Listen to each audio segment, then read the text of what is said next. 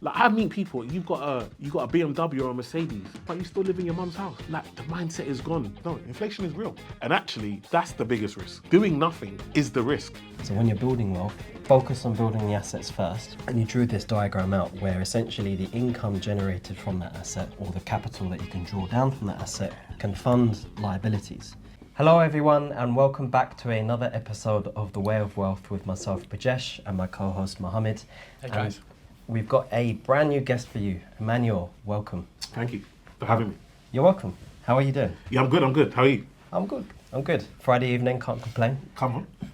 Tell us a bit about yourself. Yeah, so... Before you do that, dude, where are we eating later? Japanese or Jamaican or Indian? What do you want? Dude, man. You want Japanese so you can show off. No. You probably watch a video so you learn how to use chopsticks. So you want us to go to Japanese. No, bro, I don't know how to use I'm using chopsticks. a fork. If we go Japanese, I'm using a fork. I'm telling you.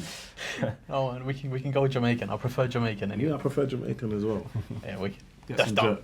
We get some jerk, bro. Come on, let's Come go. on, let's do it. All right. So now we know we're getting jerk. Yes, back to me. I'm Emmanuel Sukwa. I'm a financial advisor, TV personality. Been a financial advisor for almost 20 years now. So yeah, it's been a long journey, and yeah, was one of my best friends in the whole world.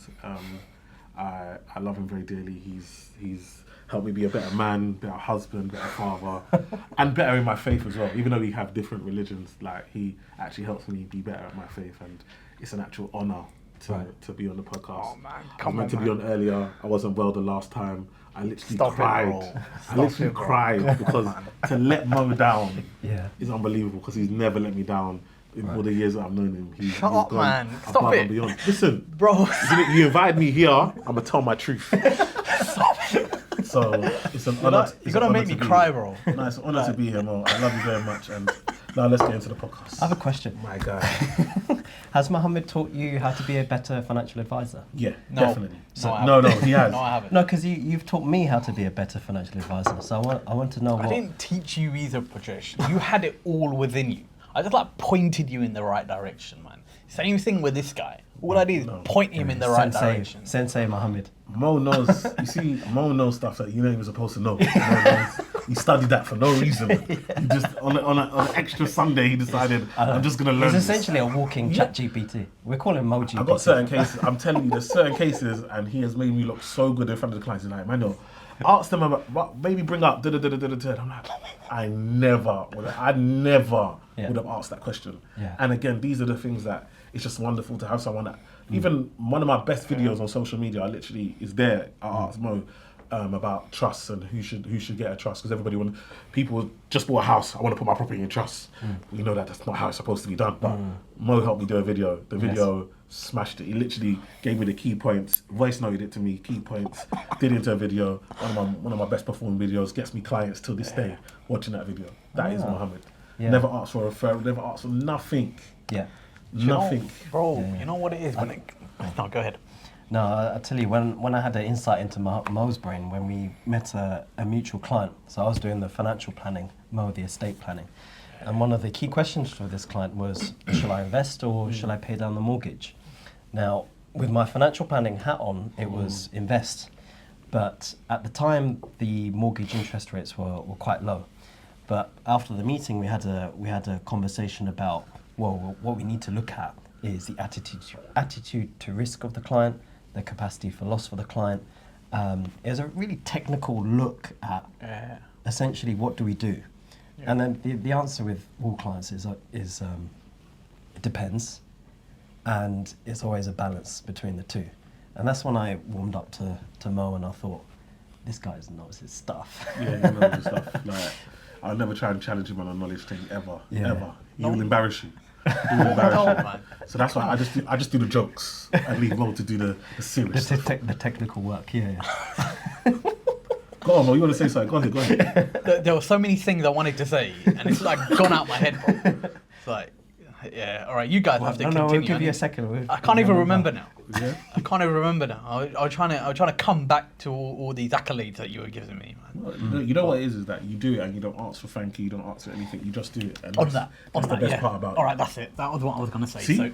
So I'm good. I'm that good. Go ahead. All right. So when it comes to these issues about introducer fees and stuff like that. Like I'm actually happy to pay any introducer fees that we have with a particular introducer. I really don't mind it at all. In actual fact, I enjoy paying it. Yeah. Provided we've got a good agreement in place. Yeah. Okay, we need to have a written contract in place. However, having said that, I don't think we ever accept any introducer fees. Okay, frankly, we don't want to build a business based on referral fees, right? Because ultimately, what we want to do is make sure our clients are very well looked after. So if I give an accountant a referral, that accountant is representing me, man. It's really important that accountant doesn't screw up. And to this date, I work with like 2 or 3 accountants, and that is it. If we were to go through my phone book and see the plethora of accountants that I have, and I only work with 2 or 3, okay, that says a lot. Did you have to use plethora? Was there no other word you could use? All right, many. It's just an example of Mo. He used it just for no reason. The plethora. If you went through my contacts, it's sort of like when was the last time you heard that word? Exactly. Nobody talks like that. Bro. You know, on the last podcast, Mohammed chucked out the word mercantilism. You see? And I had to stop it and say, hang on, for the audience. Dude, that is what an economic concept. It is an economic concept. There is no other way I can get that point across other than using that word. Do you understand that? No, only 1% of people even know what that word means. So, All right. And people are probably making right. a similar point without All right, using the word. probably. Okay, but having said that, okay, I reckon it's also important that people must upskill themselves. Okay, the journey to knowledge is a journey that must be taken anyway. I can't give you all the bloody answers all the time. You see? Okay, but you trying to get there and find it yourself, that is a journey worthy of taking, dude. Yeah. No, So if you don't know the bloody definition, go on to ChatGPT. It's on your phone now. I bet you it's on your phone. Oh, Mo's angry now. I'm sure. Okay, I'm sure it is. But even if it's on the phone, when will I use it again? All right. So now I know what it means. I'm still not going to use it in everyday language. So, yay. This is a good segue into financial planning for our clients. Yeah. Because what we discuss is inherently, it can get quite complex very quickly. Yeah. Especially when we start talking about trusts and, Yeah. and periodical charges, all the rest of it. So when you're speaking with clients, how do you approach concepts and dumb it down, simplify it? Yeah. It's probably what I do best. I think for me, the most important thing that I've, and I tell this to them all the time, clients do not care. You care, clients do not care. Care about what? As in, clients do not care about an ISA or a pension, or they don't come to you for a pension or an ISA. They come to you for peace of mind. They come for you to give them confidence and help them in their situation. Yeah. Whatever the solution, you are the advisor. You know what the solution is. But advisors want to start with, well, looking at what you've done, I feel like being tax efficient, we should... Listen, nobody cares. I know you care because you studied and you did all those exams. So now you want to show your clients, I've studied. They don't care. Yeah. What they care about is, people by people. Who are you? What do you stand for? Why should I trust you? Why are you the person that's going to be able to help my situation?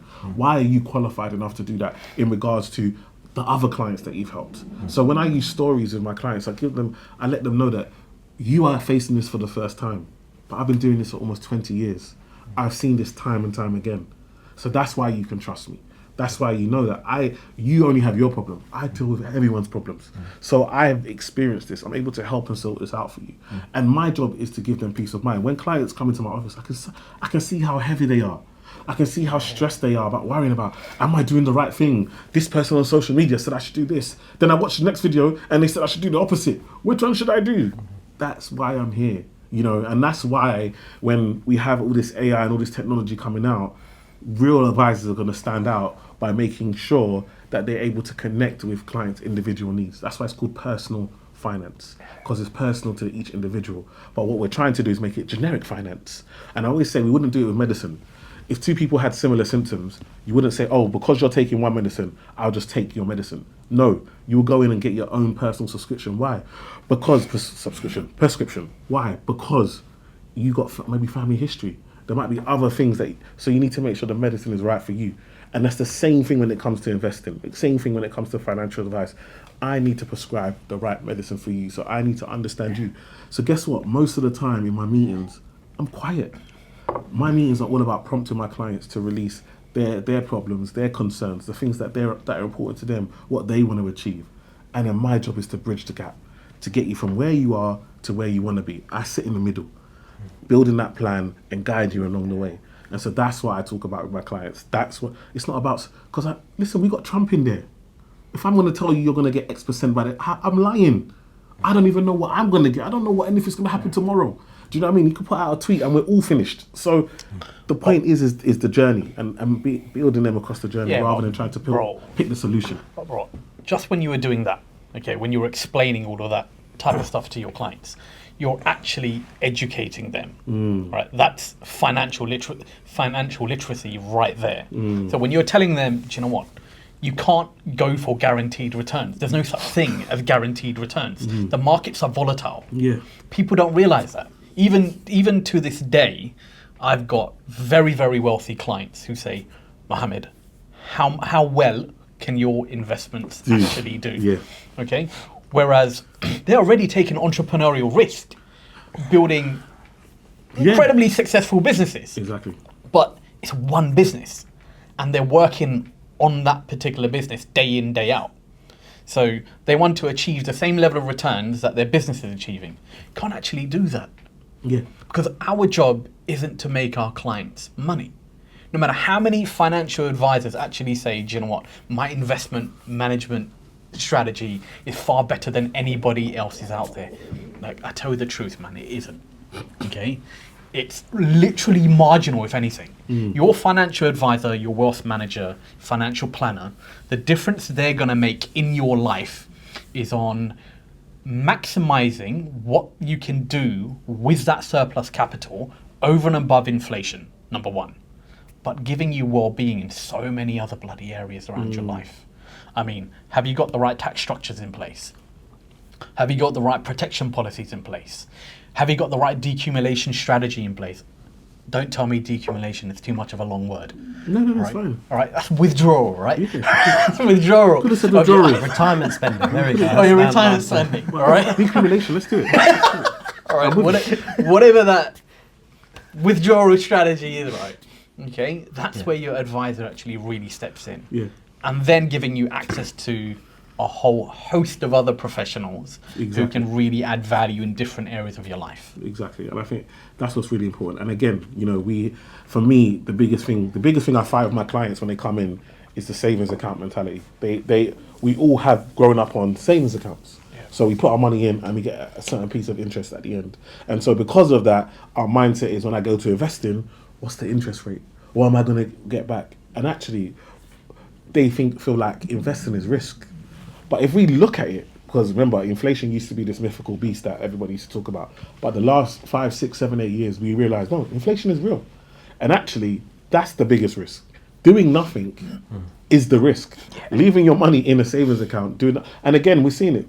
Every 2 months, it's dropping. We were at 5% in January. We're now at 4%. Do you know what I mean? So the biggest risk is to leave your money there, because every 2 months you're gonna get an email saying the interest rate's gone down on your account. But yet the cost of living is continuing to rise. Things are continuing to get more and more expensive, and so that's where we have to look at. But also helping clients understand what their goal is. Because the problem is with social media is that most people are living the goal, other people's dreams. You don't, when I sit down with my clients, what do you want? Not what did you see, not what car your friend got or what house your friend's living in. What do you want for your life? What's important to you? And then we can start to break it down. And sometimes then I have to challenge them. So with my clients, I roast the hell out of them. Absolutely. Because how do you roast? Can you give an example? No, because you will talk to me about I want to be an investor. I want to start investing. I want to go into property and then I look at your account. I look at your incoming and outgoings. Yeah, man. You live on your own. You got living. Somebody, you're living in your mum's house. Your mum is still paying the internet at 35. Your mum bought your bed and your bed sheets, and you now have £5,000 a month coming in. Yeah. And you've got £4,990 going out. That message though, all right. how can young people learn from stuff like that? I'm talking about 16-year-olds, 17-year-olds, 18-year-olds. I don't know. For me, I just feel like they're too comfortable. How are you talking to girls and you share a bunk bed with your brother? Like that, you need to sort your priorities out. Yeah. Like, do you understand? Like, it's important for me to say, like, I meet people. You've got a BMW or a Mercedes, Yeah. but you still live in your mum's house. Yeah. Like, the mindset is gone. Like, how can you be? And then you don't even contribute. Yeah. Even contributing to your mum's house is a problem. You'd rather go out and rent and give money to a stranger. Yeah. This is why we're not building wealth. Yeah. Because wealth is, if you really understand wealth, you understand that it's done through family. It's done together. Your family should be your first limited company. That should be the first business you should have, should be with your family. And we've seen it here in the UK. Yeah. When you look at Indian Asians, they have, for the number of them in the UK, to the number of ownership when it comes to property, it's even more than white people. Yeah. Do you understand? That's crazy. What's the issue with black people then? What's the issue? The issue is that we are cool. You have to understand, when you are cool, when you are the culture, when everyone's like, you've got to be cool, you have to show up to something. Yeah. So where I always talk about my next door neighbor, before I bought my house, my old next door neighbor, if you saw how she dressed, you might give her a fiver. Like, do you know what I mean? Yeah. She used to drive a Polo, but the P&O was gone. It only had L&O on the car. She used to want to give me a lift to the station. I'd be like, I don't like to walk, but I'm a walk. I'm not sure that both of us can sit in this car and it's gonna make it. That's how bad this car was. But if you look at her house, she got an extension to the back. She's done the roof. It's 1.3 million. Yeah. Do you understand? She doesn't have to. But with us, we've got to work. We've got to come out. We've got to look cool. We've got to look a certain way. We've got to have certain watches, certain trainers, certain clothes to define us. Why? Yeah. Because we are still trying to beat the stigma of we're not poor. Yeah. Because there's a stigma that, oh, if you're young, you're poor, or you're in a gang. So now you've got to try to show that you're different. Yeah. And so that requires you putting money into things that actually have no value. But this is what I would say. There needs to be like a cultural and attitudinal shift, starting at pre-16. Okay, and then that feeds into A-level, college years, university years. So by the time they're 21, 22, 25, 30, right, their mindset is going to be completely different. So how do we actually solve that? Rajesh, what do you think? I think I'm going to steal a concept from Robert Kiyosaki, Rich Dad, Poor Dad. So one of the key things that stood out in that book is essentially we need to teach the younger people the difference between an asset and a liability. Yeah. So liabilities are anything that, sure, it costs money, but a Mercedes or a nice watch or all of these things, this iPad, for example, all of these things should be funded by assets first. So when you're building wealth, focus on building the assets first.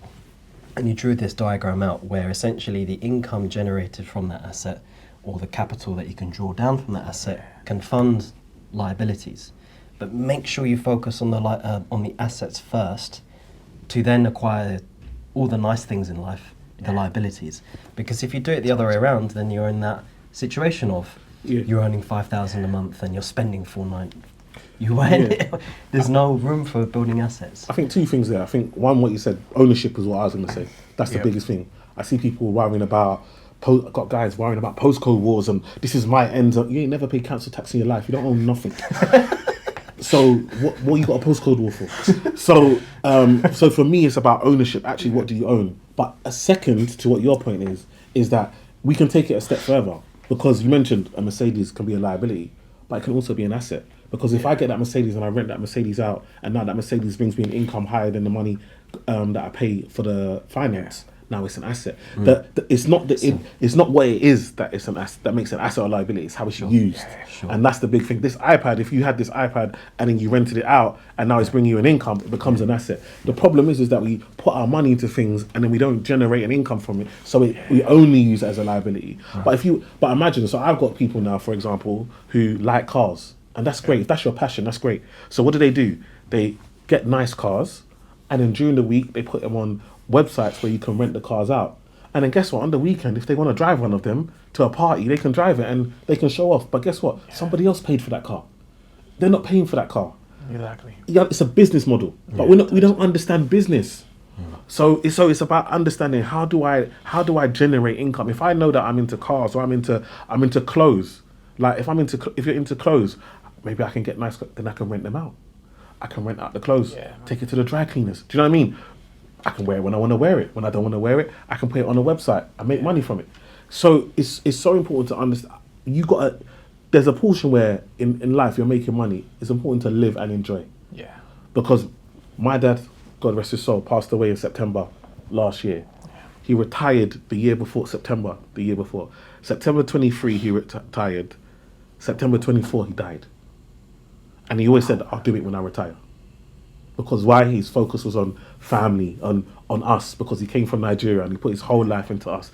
And we appreciate him, and we will always speak highly of him for all that he done. But the reality is that he did that so I don't have to. Do you understand? But look at your father's legacy, bro. The legacy is wonderful, bro. It's not that legacy, the sacrifices that parents actually make. Yeah. To make an advancement to your own career, to your own livelihood, that's going to transcend multiple generations. Yeah. That this is where that generational mindset is incredibly important, but it requires incredible sacrifice by the first movers. The first movers are me, you, and Prajesh. Yeah, but the big thing is that, like, again, let's go back to because for me, I don't like to talk I like to talk facts. I've got loads of Indian clients. I grew up in Tower Hamlets. I've got loads of friends from other cultures. Yeah. They get married. One's a doctor, one's a dentist. Number one, the jobs that they do are picked, hand-picked. They know the jobs. They work in certain jobs. Why do they do that? Because they know that these jobs will be around. These jobs pay good income. These jobs come with benefits. And guess what? These jobs look good on a mortgage application. Yeah. Then we're not thinking about mortgage applications. Totally. We're just trying to enjoy life. You get your job and you're already on Rightmove or Zoopla. Your first job. You're already looking. But bro, to be honest, I don't think Indians are thinking about get this job for a really good mortgage application. It's less about that. More to do is probably prestige and honor. Right? But as a consequence of the prestige and honor, no doubt they're gonna get the mortgage application. Would you rather have honor and respect for the jobs that you do, or honor and respect for being cool? Yeah, no doubt. Do you understand what I'm trying to say? Yeah, no doubt. When doctor and dentist get married and then they move into their mum's house, into their family house, they are celebrated. Yeah, totally. Because the community understands that we are stronger together. Correct. When you just get your first job, you're already looking to move out. If you got married and moved into your parents' house, you'd now be a laughing stock. Those that have more assets and more wealth and doing better than us, that's what they're doing. Success leaves clues. Yeah. Having said that, all right, that is a beautiful aspect of traditional culture. Yeah. Okay. That same culture would be in the UK with native British people, native English, Welsh, Scottish people, 100 years ago. Okay. Not even, actually, less than 100 years ago, 60 years ago or so. All right. However, all right, the problems that, let's say, native Brits are actually facing, we're actually seeing it in South Asian communities as well now. We're seeing it in the Black and Jamaican communities as well. In every community, we're actually seeing this degradation of the family. Why?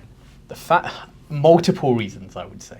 Okay, I think a breakdown of faith has a massive impact. So I'm a strong advocate of become a better Hindu. If you're a Hindu, become a better Hindu. Yeah. If you're a Buddhist, become a better Buddhist. Yeah. If you're a Christian, become a better Christian. If you're a Jew, become a better Jew. Because it doesn't really matter. Yeah. Okay. In terms of building good moral values. Yeah. All right. Now, if you want to take it to an academic level to build your spiritual path, then study all of these particular subject areas at that particular level, and then find out which one aligns with your rationality and your logic and so forth. That's another subject area. But I think ultimately we need more faith. Yeah. And that will build strong family values, a strong society, and ultimately an incredibly resilient economy. Yeah. I love that. I think faith is really important, but I think also just community, right? I think we've lost community. We've lost, like, I remember when I was young, if you're making noise in the bus, an older person could tell you to be quiet and you'd be quiet. Man. But now, that older person's scared for their life. Exactly. Like, what are we raising? What kind of kids are we raising? I always tell my kids are really good at school, but I always tell them I judge them more on their behaviour than on their academics. I don't want to raise smart children that don't have respect, don't have discipline, like, it's so important. My job as a parent is so important to your character, who you become, and to set that example, and not to spoil them. I think that's one of the biggest problems. I come from struggle, so I had to work hard. We had nothing. My kids don't know struggle. They don't. Their biggest problem is, what trainers do I wear? Do you understand? I only had one. There was only one pair. And when they ripped, you put glue, stuck them together, and you rolled it out to the summertime. Like, do you understand? Yeah, man. We used to say your shoes are talking to you. The mouth was open. We could see your socks from the front. That's not how it's supposed to be. But that was how we grew up, and it brought character. And so we're now raising kids. I always tell my kids, what does it mean to be in a sucro? Yeah. Sometimes we think finite wealth and this is money. It's not, because we see it even in the royal family. They have money, but they have issues. Yeah, man. Because your core values are so important to how you build wealth. Yeah. And I think that's where we have to come back to. How do we instill character? If I'm going to be a parent one day, how will I instill character in my children? I think it's about example. What example do you set? I think one of the biggest problems, again, when I started work, I was always told you can't speak to adults. Yeah. So imagine in my first interview, I was looking at the table. I was like, yes to it. And because of that, I didn't get a job. Yeah. Do you understand? Because it's a different. So we've got to understand that sometimes the culture we've got to understand the culture of where we're at also, and trying to embrace it and understand how do you make them better individuals. But I think also it's about having that discipline, having that work ethic, and teaching them and showing them by example. With my kids can challenge me. Yeah. One of the biggest things I always apologize to my children. If I make a mistake, I say sorry. I'm not too big to say sorry to them. Do you know what I mean? Yeah. No matter what age they are. But when I grew up, I don't think I ever heard my parents say sorry to me.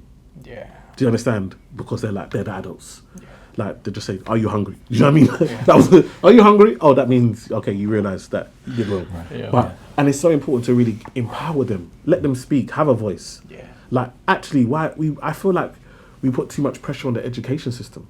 Yeah. Like, if my child is 20, 30 in a class, how am I expecting that one teacher to instill everything that my child needs to learn in life to be ready to go ahead? Totally. There's got to be education at home. I've got to help them with their homework, but also I've got to teach them not just what the state wants them to learn. I've got to teach them what I think is important, whether that be faith, whether that be washing the dishes, being humble, being a nice person. That needs to happen in the household.